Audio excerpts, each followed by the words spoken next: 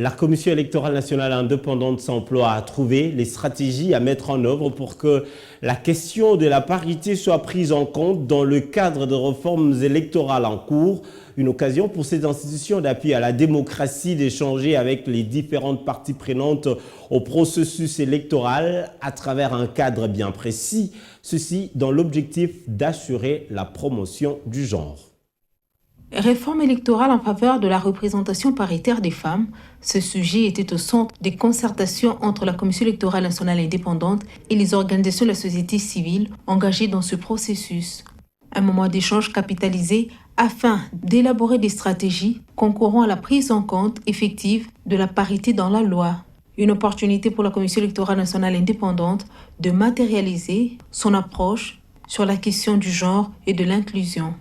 Ici, nous voulons échanger avec les parties prenantes, notamment les femmes, les hommes, qui font la promotion du genre en ce qui concerne les stratégies à mettre en place pour que la question de la parité soit prise en compte dans la loi électorale.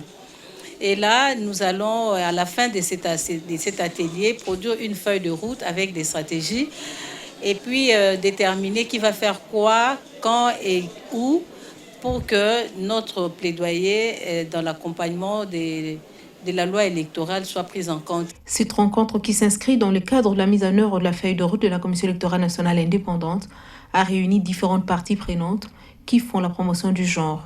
Une bonne opportunité trouvée pour évaluer aussi les plaidoyers menés sur cette question. Mieux on cible, mieux on fait son plaidoyer.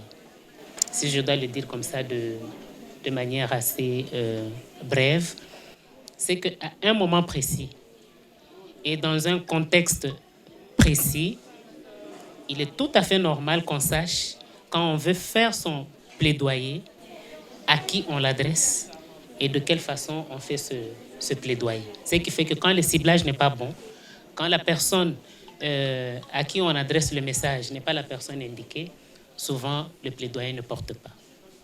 Plusieurs thématiques étaient décortiquées afin de permettre aux participants d'avoir assez de matière pour développer les stratégies relatives à la prise en compte de la représentation paritaire dans les réformes électorales.